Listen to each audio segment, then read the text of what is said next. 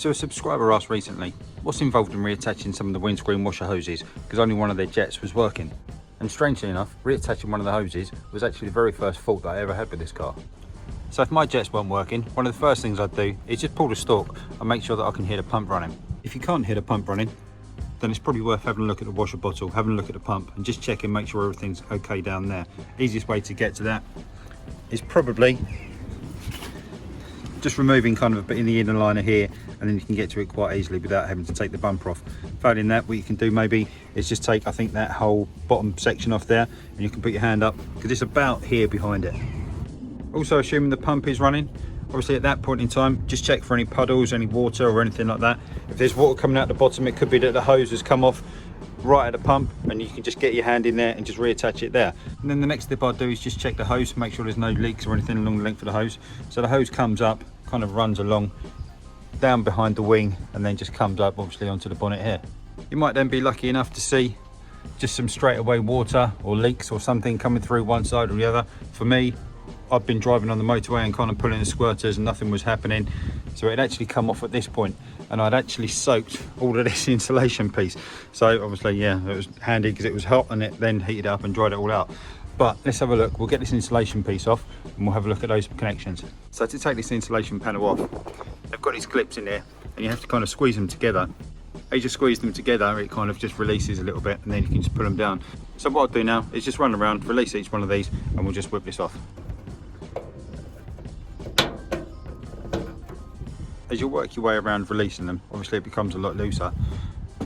And be mindful that at the bottom, you've got kind of this point here and the same over on that side, where the panelling just kind of hooks in behind the bodywork as such, or the metal of the bonnet. So if you can release that one as well before you kind of end up going all the way around, it will allow you then just to, once you've kind of got that bit down all the way along, just kind of pull the whole liner away. Obviously you need to make sure that you've got that one released before you can do that.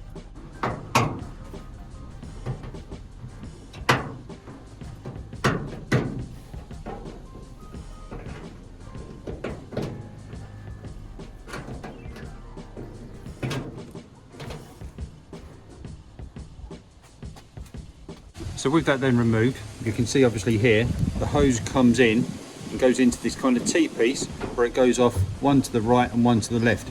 And what had happened with mine was literally the hose coming in here, it just popped off the end out.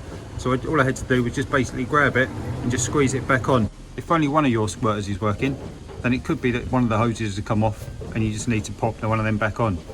If you can't see anything obvious here, then just have a look through inside, give the hoses a bit of a pull, because it could be that they've actually come off behind those squirters themselves.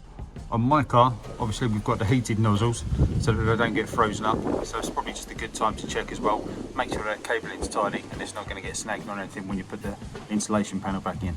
If you found that your hose pipe has come off the actual squirter itself and you need to take it off, what you can do underneath, obviously with the bonnet open, what you can see is just at the end here is kind of two little clips that you kind of push in. You can actually see them just in there, kind of the one on this side and the one over on the other side, if I can get a better camera angle, just in there. And it's a case basically of just putting your fingers underneath just to release them. They can be a little bit tight, and what it might be useful to do sometimes, if you can't get them to release, just pop a screwdriver in there and just kind of help pry that bit forward. So I'm just going to see if I can get this one off now.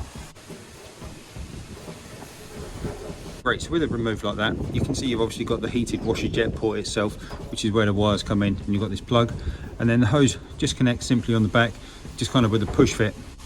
So if there's nothing obvious for you and everything looks okay there, and all you're getting is basically a big puddle of water coming out the front here, then it's probably going to be that point there. So you should just be able to realistically just push that back on and it should be fine. If it's split, obviously you can just, there's a little bit of slack there, so you can just cut the end off it, get rid of any split rubber, and then just push it back on and then just slide it on and it should be fine.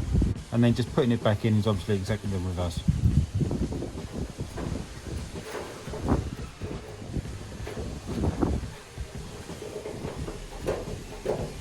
And then obviously don't forget to put the insulation panel back on.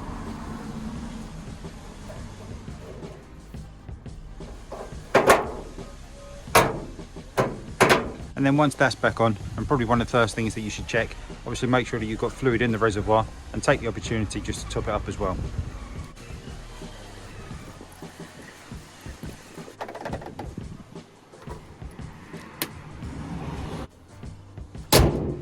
So once all that's back together, you verified that the pump was working. We know that the switch is obviously working. You've got fluid in the reservoir, it's all good. All your hoses are connected.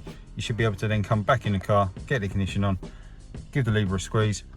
And perfect, there we go. Both jets working nicely. So only a quick one for today, but hopefully it's been useful, at least for that one subscriber. And if you found it helpful, if you've enjoyed the video, give us a like down below, please. If you haven't done so already, remember to hit subscribe coming up here now. I really appreciate every single like, every single view, and every subscriber. It really means a lot to me. So for now, thanks very much. Really appreciate you taking the time to watch the video, and I'll see you in the next one. Cheers.